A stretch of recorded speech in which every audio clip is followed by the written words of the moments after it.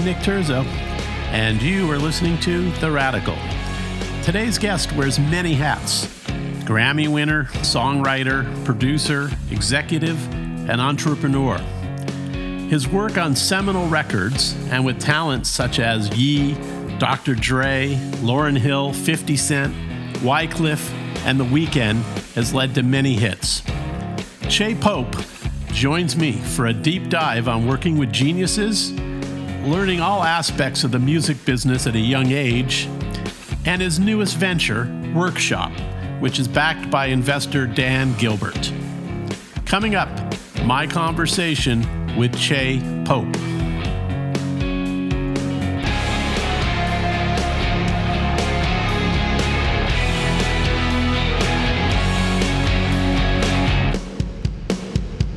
Hey, Che, thanks for coming on the show. Thanks for having me. It's a pleasure to be here. I feel like I know you, but I don't. And but I feel like for years I've known you through our mutual friend, Paula. So. Yeah. Shout out to Paula for hooking us up. So I'll go all over the place here because I really want to understand. I think you're a what I always like to call people a multi-hyphenate. You're a songwriter, you're a producer, you're an executive, you're an entrepreneur, You have your own podcast. I mean, so you have many hyphens. So I want to try to figure out here how to build kind of a narrative around you, your success, and how you manage all those different facets of your life. Manage, Yeah, I won't even comment on that. Anyway, it's always it's always a challenge, but it's a challenge that I accept, and it's a challenge that I'm so thankful for the life that I have. However, I stumbled into it, So, I mean, you're a Virginia bred and raised kid, yeah? No, Boston, actually. Boston born and bred. I went to college in Virginia. You did go to college there. Yeah. My mother actually lives in Virginia, coincidentally, but I'm a Boston guy, definitely. Oh, there you go. Yeah. So we won't get into our Red Sox Yankee issues then. So. not right. We Yankees, we won't even have to. We don't even have to. I don't even have to like throw sand on an open wound. Precisely. Thank you. You're a gentleman. Yeah. So. Did you play as a kid? I mean, were you encouraged? Was it a musical household? It was a musical household, and none of my parents play an instrument. It was a musical household in the sense that they liked music, especially my aunt. I would say even though my dad, there was music in my house, my aunt lived close by, and my aunt was probably the one who played music all the time. So I feel like I really learned more about music from her than anyone else. And she was single. She used to play, you'd come over and it was always music playing and always on the turntable. And I would always have to, I'd hear something, I'd have to look at who it was. And she would take the time to sit me down and tell me what this artist was and who this artist was and so on and so forth. So very little music instruction. I would say in third grade, like most kids, get involved in almost like kind of a band type situation. So that was like drums. And then later on, I took a little piano, but very little. And then I would say somewhere around 14, basketball took over my life. But something pivotal happened at 16. I was introduced to this hip hop record by KRS-One. It was KRS-One's first album, which is called Criminal Minded. And I went to a high school in an area called Brookline, Mass, which I went to Brookline High, and Brookline is known. It's the high school Conan O'Brien went to. It's the high school Mike Dukakis went to. So really, really great high school. It's almost like a college. How nice the high school was. But this kid, a friend of mine, introduced me to KRS-One, and at that point, I had been listening to a lot of music. I think the great thing about the diversity at Brookline led to you being awareness of all types of music. I started learning a lot more about like rock and punk and, all these other aspects and things that weren't necessarily coming out of my neighborhood, or things I would hear in my neighborhood. So I got introduced to the Beatles and all this other stuff. So really started to open in my mind. And then when I heard the Criminal Minded album, the first thing I heard was this Beatles melody that he had used, in one of the songs. And then I heard this AC/DC record in being sampled. So I started kind of like, I guess you could say, reverse engineering it. And that was like, I think, the first spark of me being interested in music creation. Right. And did that lead you to an instrument? What did that lead you to? That led me to my high school was right down the street from Berklee School of Music. So there was an amazing music store called EU Wurlitzer, nearby. So that led me to EU Wurlitzer. Wow. And then EU Wurlitzer, God bless them, because they never kicked me out. They would let me just hang in there for hours and learn. And so I learned like almost every piece of gear. So by the time I graduated high school, I pretty much knew like every piece of gear in EU Wurlitzer.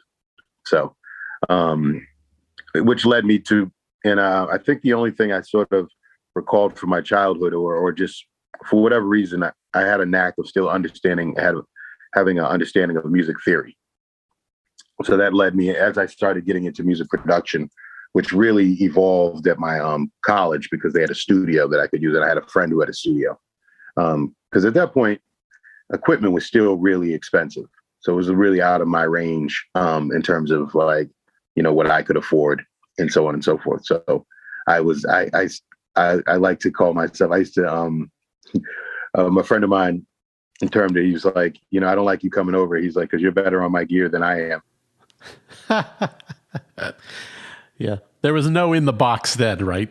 No in the box. Everything was, and I mean,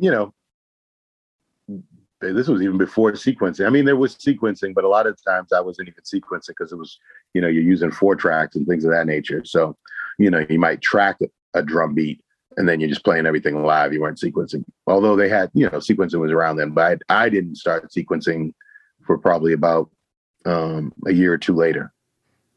Got it. So you go on to college in Virginia. And how did that kind of change you or direct you into music? Virginia there was a lot going on at that time. That's the city where Allen Iverson's from. So Allen Iverson was there playing basketball. Teddy Riley had relocated down there. A lot of artists came in, it was a big college city. Hampton University was like a prominent, like a lot of rappers would stop there and perform there and show there. So I met, early on, I met RZA from Wu-Tang. I met Fat Joe and Lord Finesse and I didn't know Teddy Riley, but that's actually how I got started. A friend of mine gave a tape of mine to Teddy Riley, and then Teddy offered me my first deal. But that was a little later on. I would say before that, just being around there, Diddy was throwing parties down there. I had met Puff, early on. So I knew Puff really early, pre Biggie's first record, Puff, not even Biggie's first album, first song, and Craig Mack, Puff, so even before that. So you start meeting these people early on, and even then you still don't know, a way in or this and that, but you're rubbing elbows with some of these people. And I think Hampton for that. Hampton was great for, I don't know if I love the school. Shout out to Hampton University. I won't say that on the act. The school was great. The school was good. I don't know if I was ready for school or probably more me than anything. I was a finance major, but I was at some point music took over, shout out to my dad for actually having my back, because the studies were taking a second, and he said, let's see what happens with this music stuff. He's like, you never know. So were your parents academics, or what was their background? Yeah, definitely. My dad was a history professor. And oh, wow. My stepmother is an attorney, and my mother is also in the law field. So very much so. My mother is definitely very creative and artsy, open-minded. Stepmother is definitely more by the book, if you will. And then the father was is kind of by the book. But in my case, he was like, hey, try it out. So he was very supportive. That's incredible. Yeah, and that helped. And that definitely propelled me. That definitely gave me more confidence that, I know some of those people that just do it, parents aren't against them, and or parents are against them, and they just do it. But in my case, they were a very good support system. That's fantastic. And look, I don't want to go in any kind of chronological order here. I'm just trying to kind of understand your foundation, right, from where you jumped from. Yeah.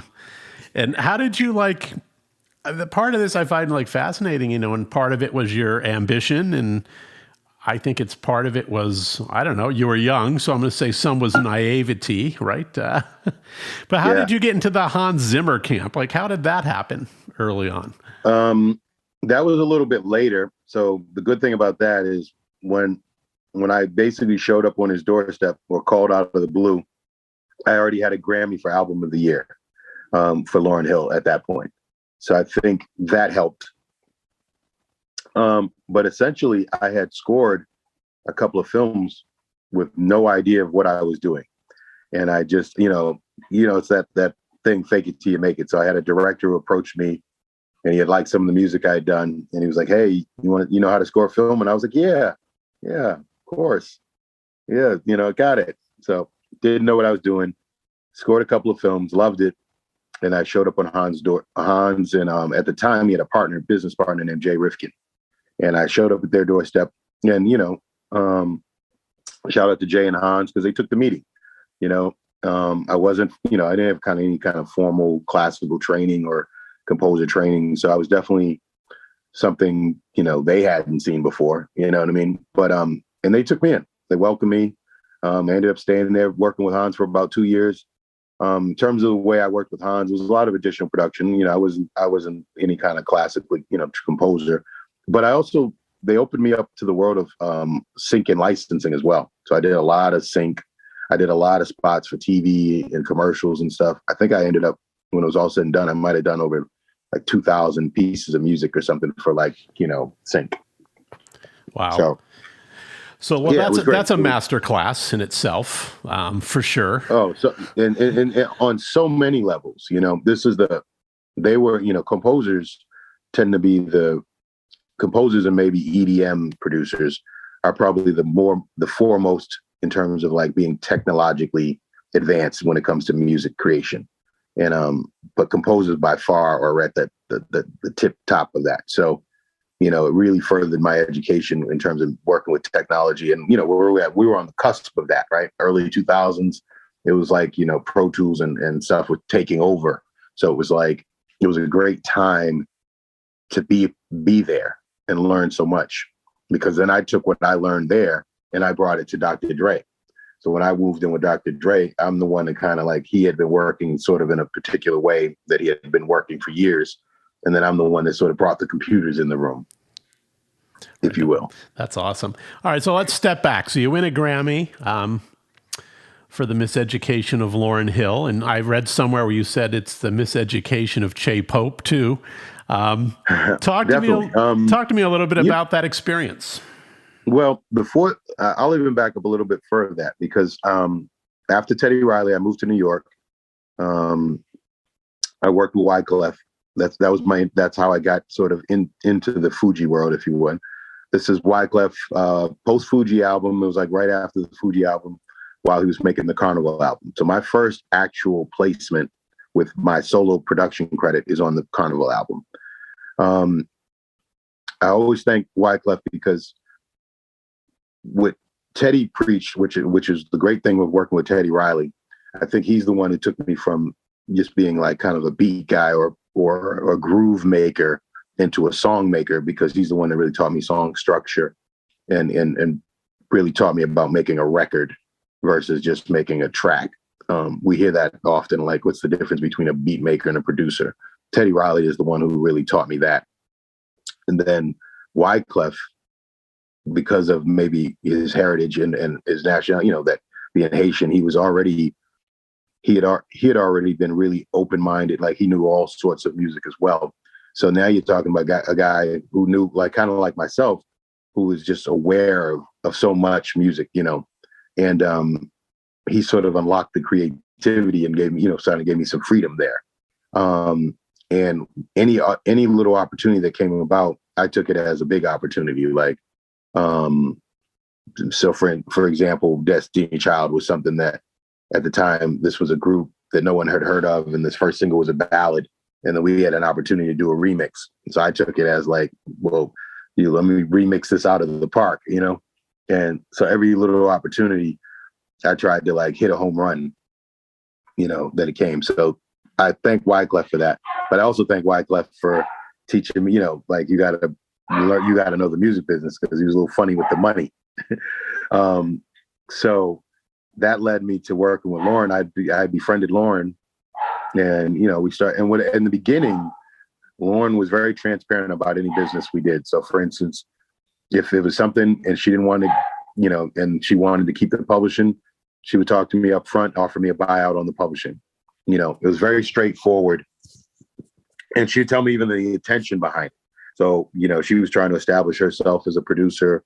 She had got a lot of resistance as, being a woman and trying to, produce these major records and so on and so forth. Clive Davis was a big supporter of hers. So she was trying to establish herself, but everything was very transparent initially. And then, we make this album, this great album, which, year and a half of my life, me and James Poyser are the primary contributors. There's other guys, Vader and a couple other guys who sued as well. Me and James never sued. That's a telling statement right there, just that the two lead contributors don't sue. Maybe we should have sued. I don't know. Financially we should have, but spiritually, in the place we were at with her and the relationship that we had with her, we were just genuine, and we thought it was something that we were going to all, we were just going to figure out. And of course, it never got figured out. I mean, to a testament of time and time healing and so on and so forth, me and Lauryn are good today. You know what I mean? What I did is I didn't take it. A lot of people were like, oh, she took advantage, or her people that she was working with at the time took advantage. And that may be so in terms of bad business, but I always put the blame back on myself, because if I had been further educated in the business of music, no one could steal a dime from me. Right. No, that makes sense. Did the other two have any luck? I mean, in this lawsuit, so to speak? Yeah, the other guys, Veda and whoever his guys were, I think it was like these two twins that worked with him and one other guy, they did settle for quite a bit of money. So I just know, and in retrospect, I mean, if I had sued, I would have made the most out of any one person in terms of the contributions wise. So, but. So the karma was your Grammy, right? Standing. The karma was the Grammy, and the karma is that was just still a legendary piece of music and work. Yeah. And I think,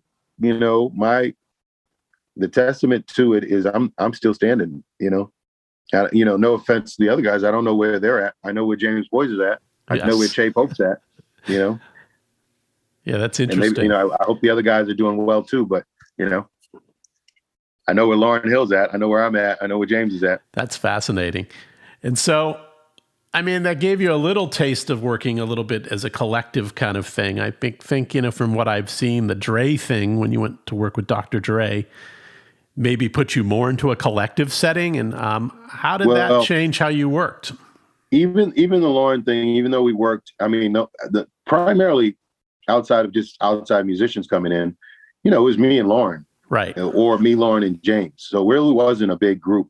So I was still that much at that point in time, still outside of like I said, working with James or, working with Lauryn or working directly with the artist. I was still very much kind of a solo duo, either a solo act or a duo. You know what I mean? So I really hadn't done the whole room thing. So the Dre thing was new for me. And it was kind of like, okay, you're part of the team. And you have to fit in and kind of play your position.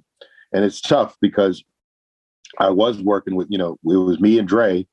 And then you also had a couple of world-class musicians in there, Mark Batson and Mike Elizondo.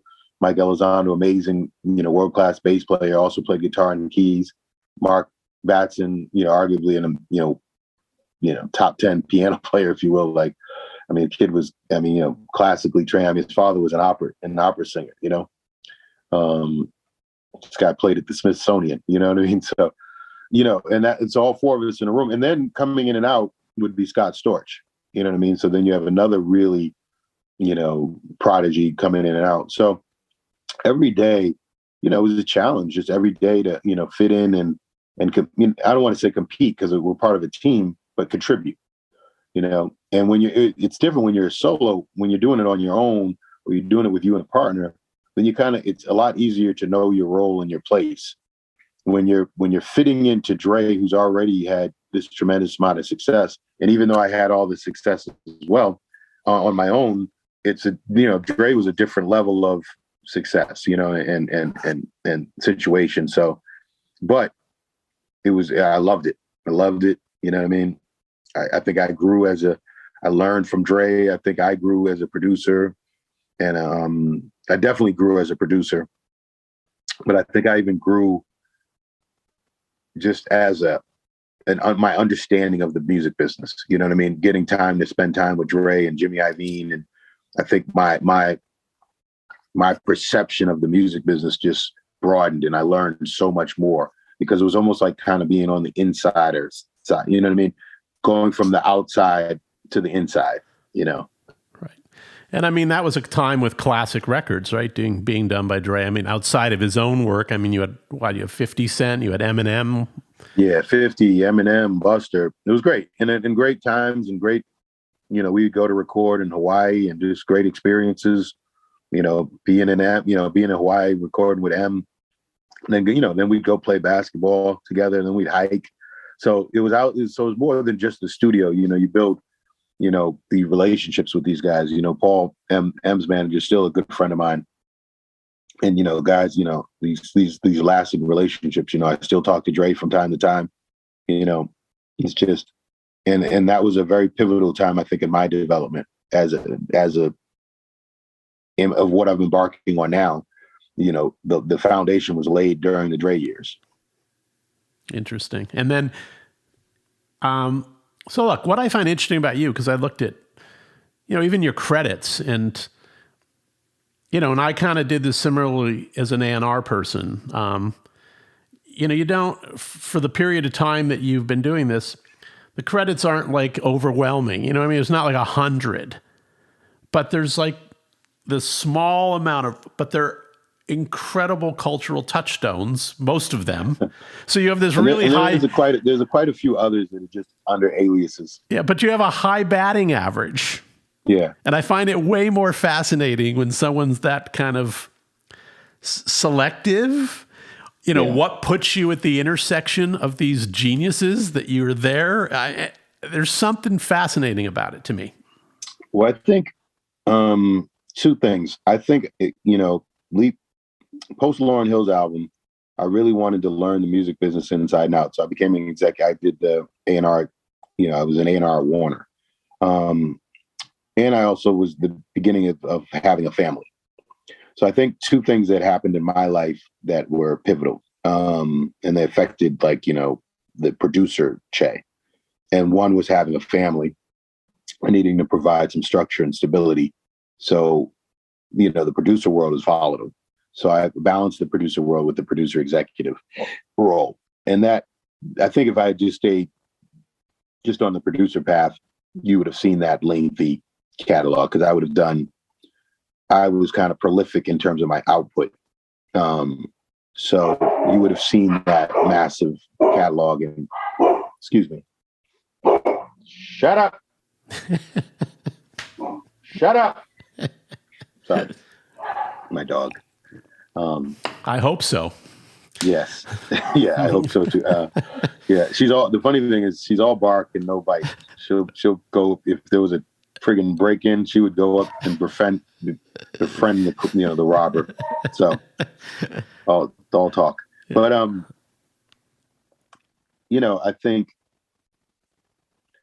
that career, just having making the choice of getting married and having children and needing to provide stability factored into my decisions on how I approach my career. So I think that's one of the reasons you see quality over quantity, and also why I had the dual role of producer executive. Right. Talk about going inside. We were both trained. I'm a little older than you. We both got guidance and mentorship from a guy named David Kahn. I did at Columbia Records. You did at Warner. Yes. And I'm thankful for it every day, because I would have been totally lost without his willingness to do that with me as a young kid. Yeah. What was it? what surprised you about being kind of inside a record company after kind of being outside for the first part of your career? Well, first, let me say, David is one of my favorite humans. That's actually where I met Paula at as well. We both were brought together and worked under David. I think David made the transition for me a lot easier because David was also a producer. So he could really speak that language to me. And then I guess I expected the corporate side of it. I think I just from being in and out of record companies over the years, I had a glimpse of, I had a good feeling for that. So there was that. And that dominated, kind of what was going on, which is, I think for me, that was a little disheartening. It was just great that I worked under a guy named David Kahn, because then that made it better. But it was you're always dealing with the corporate politics that was going on at the time. Warner was about to do an AOL merger. So it was what was going on with the corporation over what was going on with just making great music.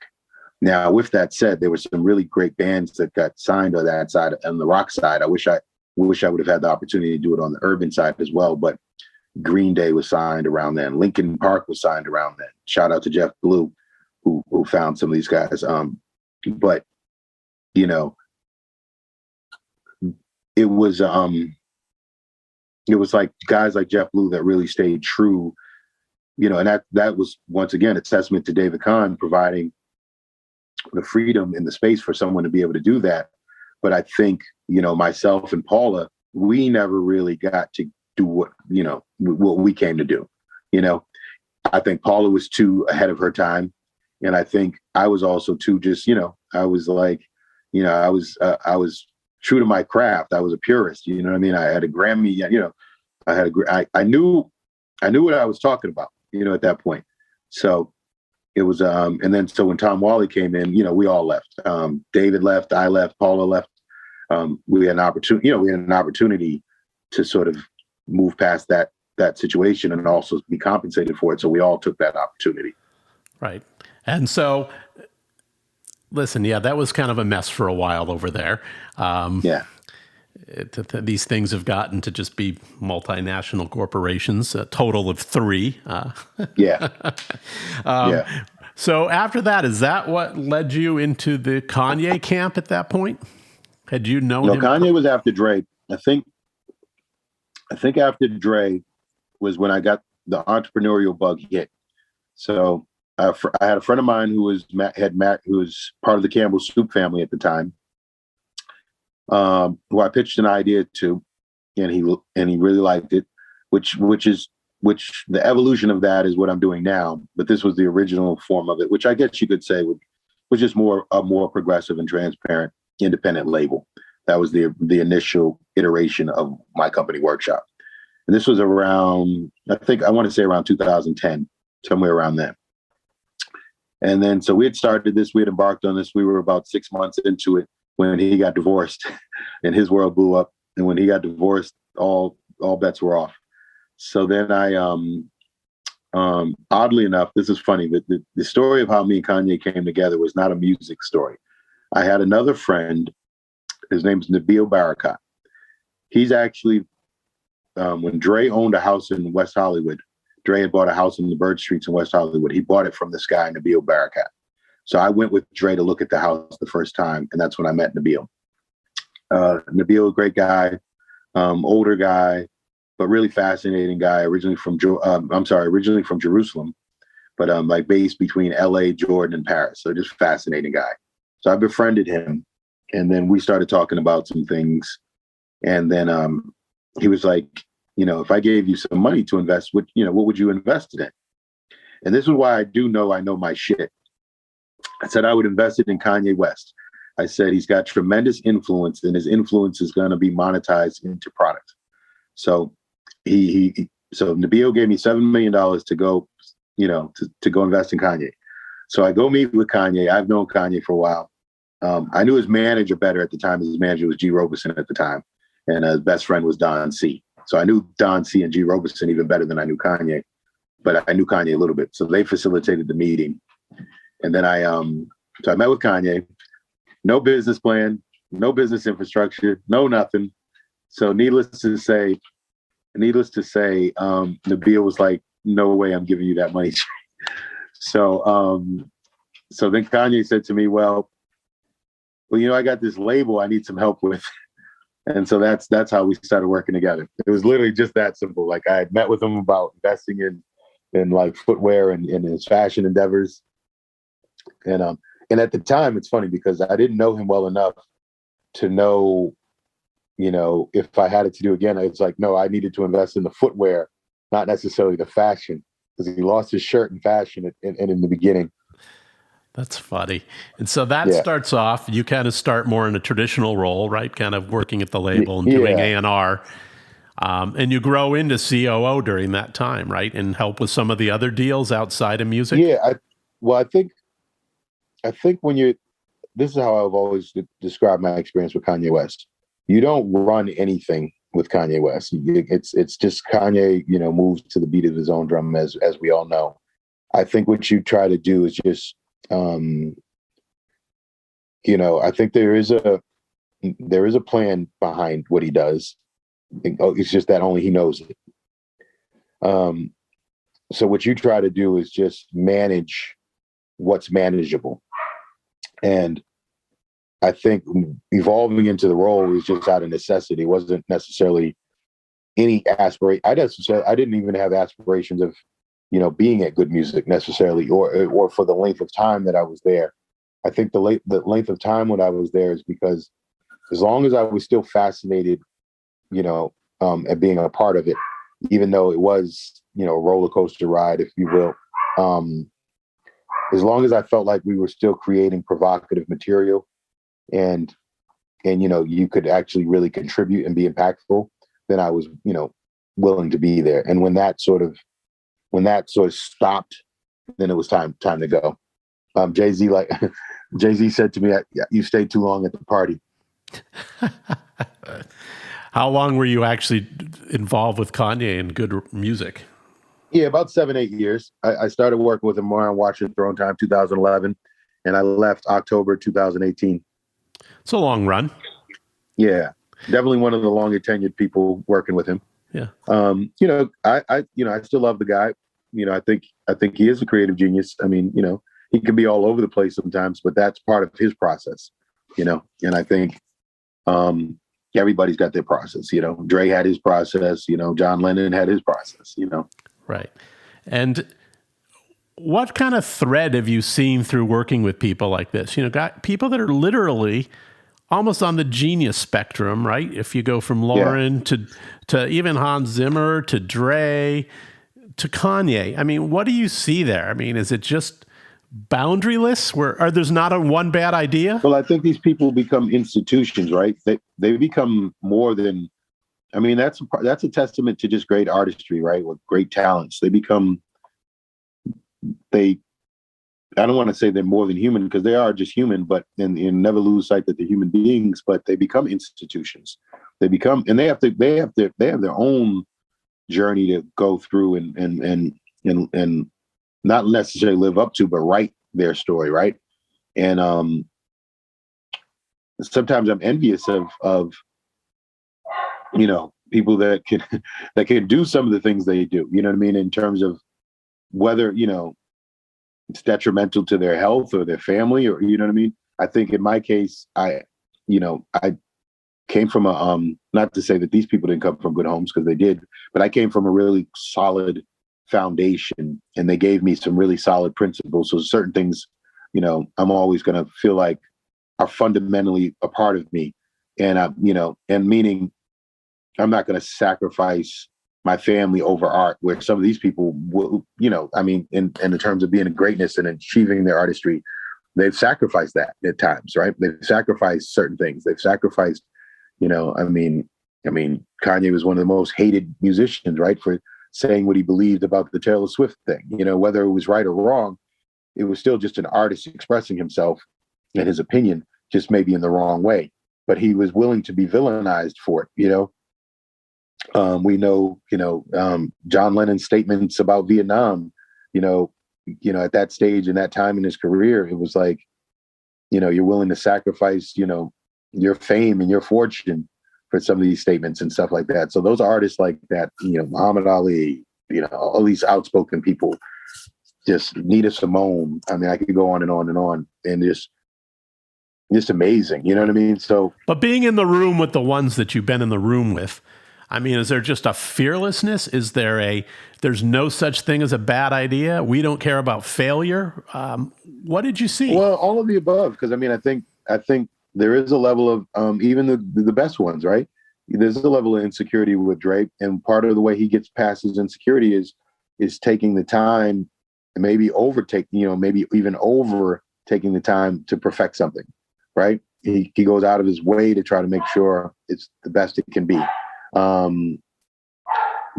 I've seen both. I mean, I've totally seen, under the, behind the curtain, if you will. I've seen the vulnerable moments, and then some of the conversations are just special, being in the room with Paul McCartney, being in the room with Santana, being in the room with Aretha, being in the room with, Clive Davis, being in the room with, Berry Gordy, or having a conversation with Berry Gordy, or being in the room with Quincy Jones. They're just, being in the room with Prince, these things I would say the one just quality that they have, that all of them have to me, is they got an aura. It's like an aura around them, Yeah, it's interesting. And whatever they did to get that aura, they had it, or they had it, or they still have it. The ones that are still here, Right. So are you still, we talked a little earlier, are you still doing your podcast? You say you have a Twitch show and a podcast maybe coming back? Yeah. So podcast was called Q&A with Che, that has definitely been gone for about a year. I started it in the beginning of the pandemic. And it was actually, no, I'm sorry. I started it before the pandemic, when we were still doing the stuff in person. I was working out of a podcast studio. And then at the beginning of the pandemic, I took it virtual. And I didn't like the virtual experience as much as the in-person stuff. So I basically suspended the podcast, and I was going to wait for everything to come back. Q&A with Che is just that. It was basically, I started lecturing and traveling, doing lectures and stuff. And at the end of the lecture, I would have a question and answer session. And initially, the questions would be like, what's up with Kanye and Kim, or, all these right. sort of fan type questions. But the questions started changing, and they started becoming music business questions, and industry questions, and entertainment. How do I, what type of publishing deal should I do? What does this mean in my publishing deal? Okay, I've signed this contract. So that's what Q&A was born from. So I definitely gonna bring that back, because I really like the podcast format, and I just think, I feel like I have something to contribute in terms of the sharing of the information, because to me, information is power. And a lot of people ask me, even today, somebody just hit me on Instagram and was like, "How do I get in the business?" And I said, make really good shit and network. But I feel like I have something to contribute in that information space.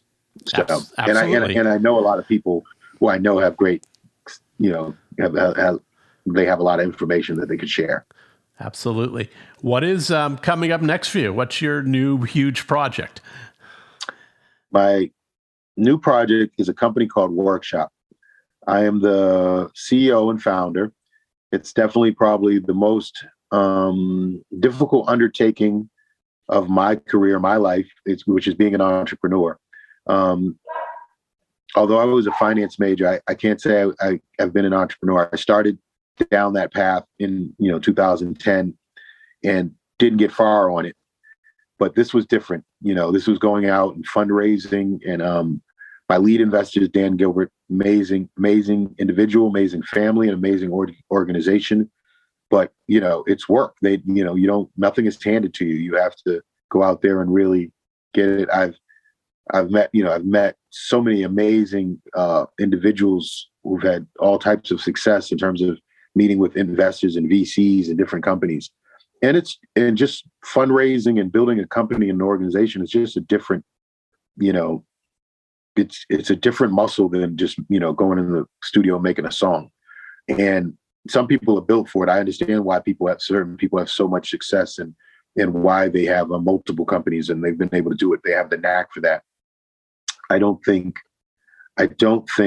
I have, that was my God, my born talent. So I think it's been something I've learned and studied.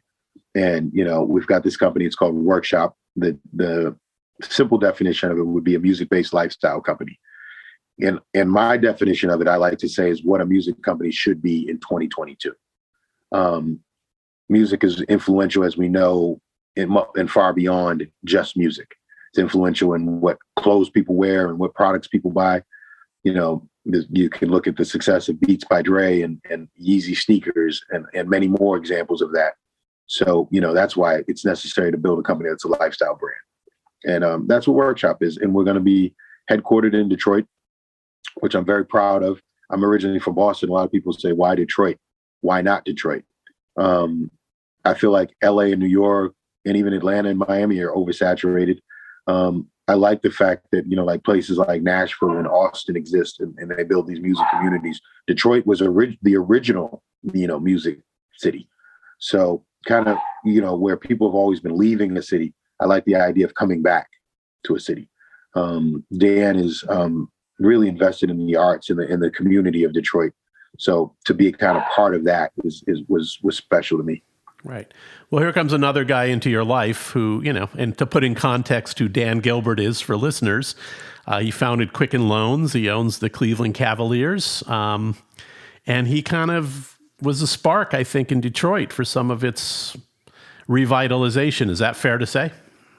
That is very fair to say. He's a very passionate, born and raised in Detroit guy, extremely passionate. And, is just, to meet you, like you said, just to meet these, these people, these type of people in your travels is just, part of my journey, Well, congratulations. I know, how difficult that would be to kind of create an idea that someone like that would take an interest in. So you're doing something right here. Your instincts are right. Yeah.